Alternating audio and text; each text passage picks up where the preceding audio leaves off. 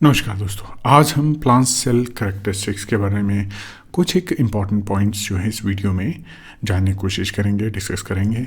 और उम्मीद करता हूँ कि आपको इस वीडियो के माध्यम से जो प्लांट सेल की इम्पॉर्टेंट फीचर्स हैं उनके बारे में सही जानकारी मिलेगी। तो चलिए वीडियो शुरू करते हैं और जानने की कोशिश करते हैं कि कौन कौन से ऐसे इंपॉर्टेंट फीचर्स रहते हैं। तो जब भी हम प्लांट सेल की बात करेंगे, सबसे पहले उसकी जो आउटर लेयर है प्लांट सेल वॉल की बात करेंगे। वो कंपोज्ड होती है सेलुलोज से। Second is the hemicellulose component. Third important component is the pectin. ये तीन इंपॉर्टेंट कंपोनेंट जो है प्लांट सेल वॉल में रहते हैं। फंगल सेल की बात करें, फंगल सेल वॉल जो है वो काइटिन की बनी रहती है, तो ये एक डिफरेंस आ जाता है। बैक्टीरियल जो सेल वॉल है वो आपकी पेप्टाइडोग्लाइकन से बनी रहती है।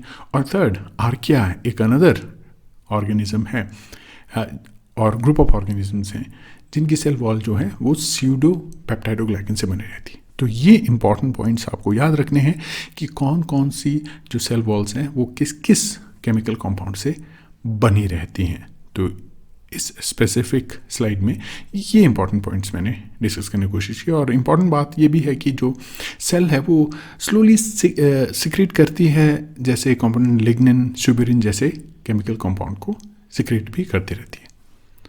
अब नेक्स्ट इंपॉर्टेंट पॉइंट आ जाता है रिगार्डिंग सेंट्रल वैक्यूल। जो प्लांट सेल में सेंट्रल वैक्यूल का एक बहुत ही इंपॉर्टेंट रोल रहता है। एक सेंटर में एक वैक्यूल रहता है, उसका टर्गर प्रेशर मेंटेन करने में बहुत इंपॉर्टेंट रोल रहता है।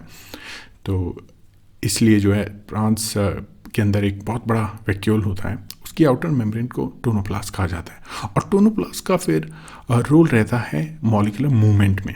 जो मॉलिक्यूल्स हैं वो किस तरह से मूव होंगे from the cytoplasm inside the vacuole, ये सारा जो रेगुलेशन है वो टोनोप्लास्ट के ऊपर डिपेंड रहता है। और सेंट्रल वैक्यूल का, जैसा कि मैं बता चुका हूँ, बहुत इंपॉर्टेंट रोल है।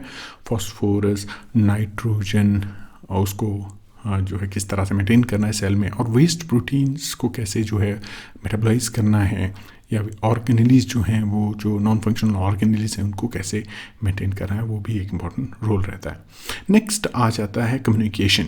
सेल टू सेल कम्युनिकेशन भी एक इम्पॉर्टेंट पॉइंट है जब हम बात करते हैं प्लांट सेल के बारे में। हालांकि बहुत रिजिड हैं, लेकिन प्लाज्मोडेस्माटा नाम के जो कनेक्शंस हैं वो cell to cell channel create करते हैं, और वहाँ से जो है एक सेल दूसरे सेल से कम्युनिकेट कर सकता है। इसमें छोटी छोटी ओपनिंग भी हो सकती हैं जिसके थ्रू केमिकल्स जो हैं एक सेल से दूसरे सेल में मूव होते हैं। जैसे एंडोप्लाज्मिक रेटिकुलम एक सेल का दूसरे सेल के साथ कनेक्ट हो सकता है। तो प्लाज्मोडेस्माटा का इंपॉर्टेंट रोल है। प्लाज्मोडेस्माटा एक इंपॉर्टेंट जो है फीचर माना गया है प्लांट सेल के केस में। नेक्स्ट अगर हम बात करें, अगर हम यहाँ पे क्लोरोप्लास्ट की बात ना करें तो ये वीडियो पूरा नहीं रहेगा। तो क्लोरोप्लास्ट जो है वो प्लास्टिड्स रहते हैं जिनमें पिगमेंट, इंपॉर्टेंट पिगमेंट पाया जाता है जिसका नाम है क्लोरोफिल। क्लोरोफिल का रोल रहता है फोटोसिंथेसिस में, यानी सनलाइट को कन्वर्ट करना है केमिकल एनर्जी में using water and carbon dioxide. तो इसमें दो इंपॉर्टेंट कंपोनेंट्स जो हैं वो यूज़ होंगे। जो कार्बन सोर्स है वो कार्बन डाइऑक्साइड है, और वाटर जो है इसमें यूज़ होगा केमिकल रिएक्शन जिसके अंदर होगा।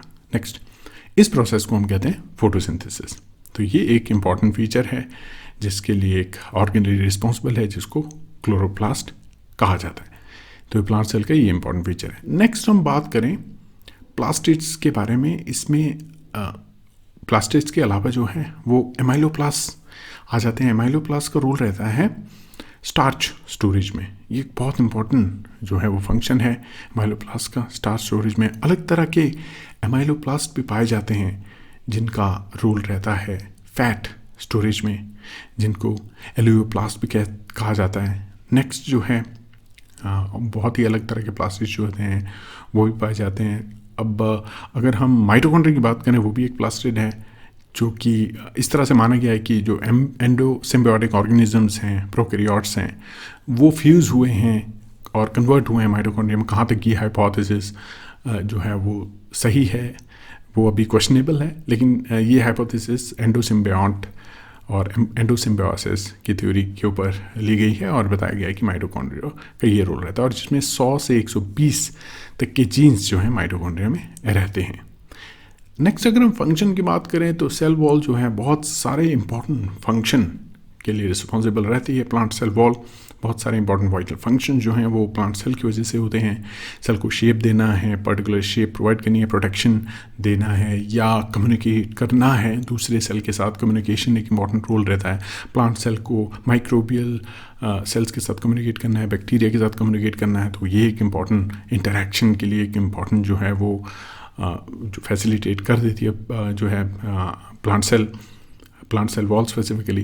ये कुछ एक फंक्शन हमने डिस्कस किए जो प्लांट सेल की करैक्टरिस्टिक्स के बारे में थे। तो उम्मीद करूँगा कि आपको जो है इस शॉर्ट वीडियो में आप इम्पॉर्टेंट जो फीचर्स आपको समझ में आए हैं, जिसमें हमने अलग अलग चीज़ें डिस्कस की हैं, अलग अलग पॉइंट्स हमने जानने की कोशिश की हैं। तो जिसमें हमने ये भी जाना कि इस तरह से प्लांट सेल वॉल जो है वो अलग अलग फीचर्स जो इसमें पाए जाते हैं। तो अभी के लिए दोस्तों इतना ही। मिलूंगा अगले वीडियो में जहाँ पे हम इसी तरह की जो है वो पॉइंट वाइज डिस्कस करेंगे एक टॉपिक को और जानने की कोशिश करेंगे उसमें क्या क्या इम्पोर्टेंट जो हैं वो कॉन्सेप्चुअल पॉइंट्स हैं जो आपके एग्ज़ाम के लिए हेल्पफुल रहेंगे, जो आपके प्रोजेक्ट के लिए इम्पोर्टेंट रहेंगे। तो चलिए मिलेंगे अगले वीडियो में।